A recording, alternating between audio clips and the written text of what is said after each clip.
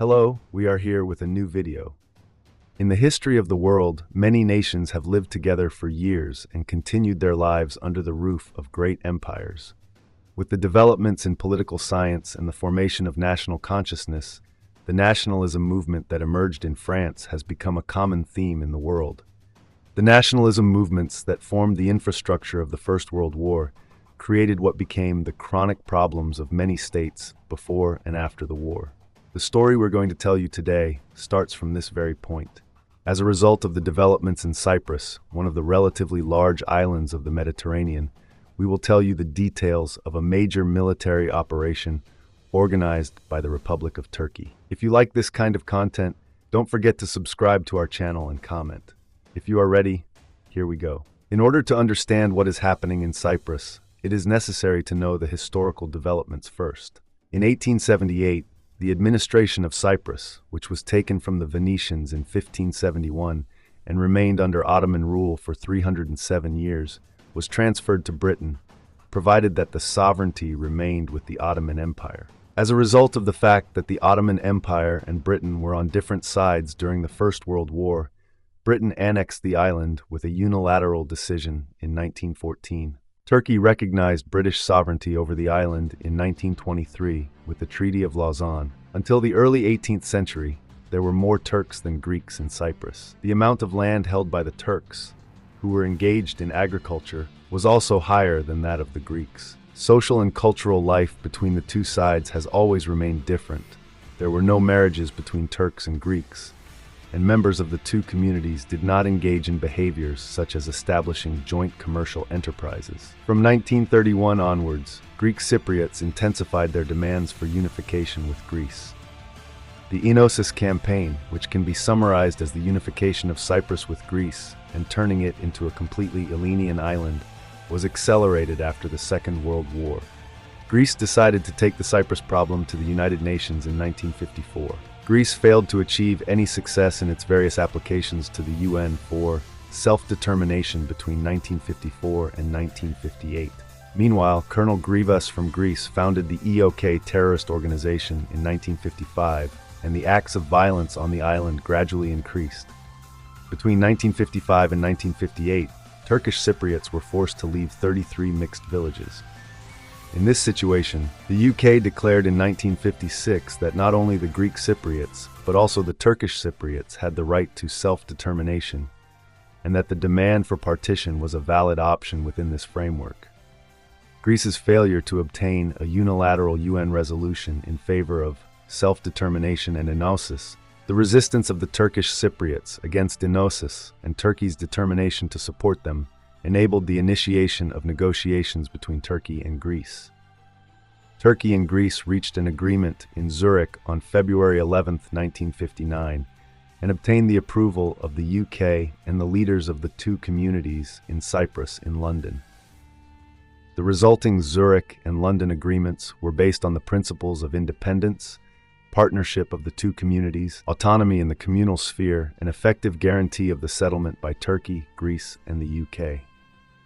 The Republic of Cyprus was established in 1960 in accordance with international treaties based on a partnership between the two peoples of the island. Its constitution, guaranteed by these treaties, was based on the equal political rights and status of the Greek and Turkish Cypriot peoples of the island.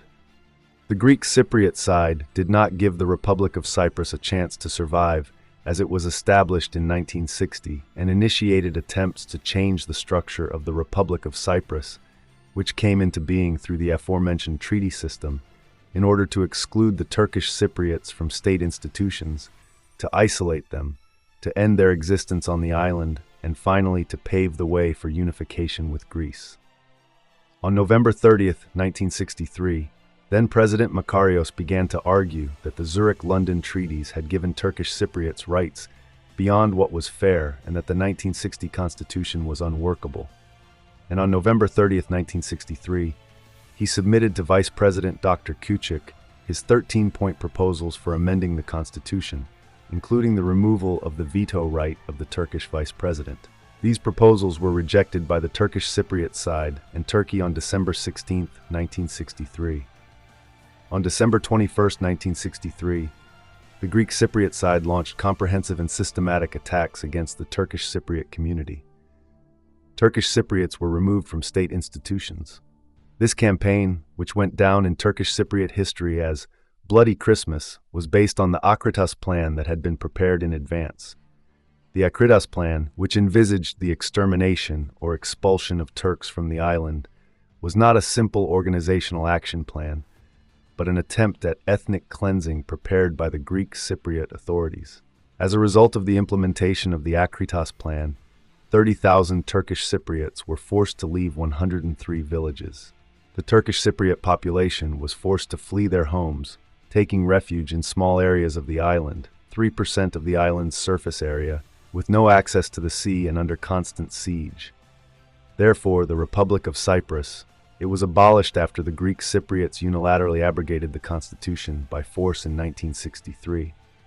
After the 1963 Bloody Christmas events, a peacekeeping force consisting of soldiers from the three guarantor countries was formed on December 27, 1963.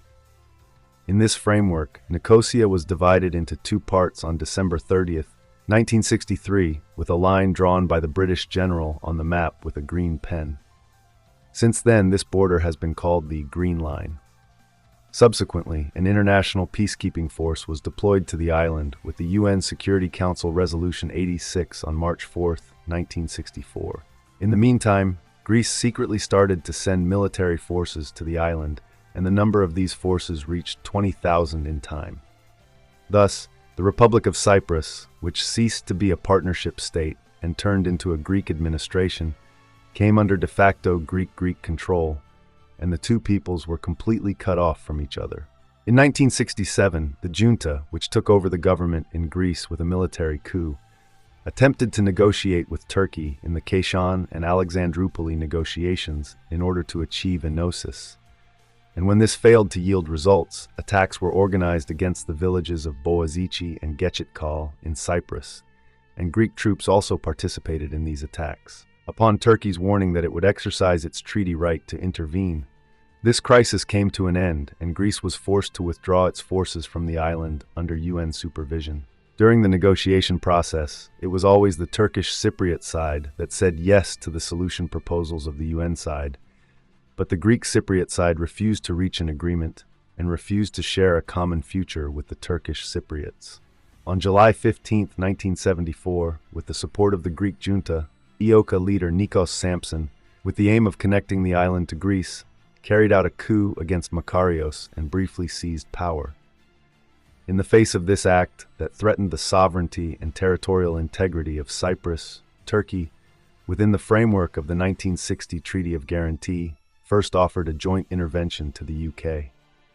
Upon the UK's negative response, Turkey launched the peace operation on July 20, 1974, taking into account the security of the Turks on the island. Thus, the annexation of Cyprus to Greece was prevented and the existence of the Turkish Cypriot people was secured. The Turkish peace operation also marked the end of the junta rule in Greece and brought democracy to the country.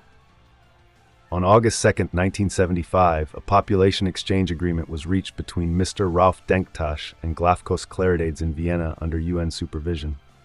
With this agreement, which was implemented through the UN peacekeeping force, approximately 120,000 Greeks moved from the north to the south and 65,000 Turks moved from the south to the north, thus creating two homogeneous sections in terms of population. These two parts were separated from each other by a buffer zone stretching for 180 kilometers and ranging in width from 5 meters to 7 kilometers. Turkey's motto for the Cyprus peace operation became synonymous with the phrase, "Aisha is going on vacation," which was asked to Ecevit, who was abroad at the time. The Turkish army landed on the island with paratroopers to protect the right to life of its own compatriots, and then rescued the Turkish Cypriots by fighting Greek gangs and the army. What do you think? Do you think the Cyprus peace operation achieved its goal? We care about your opinion. Please share it with us.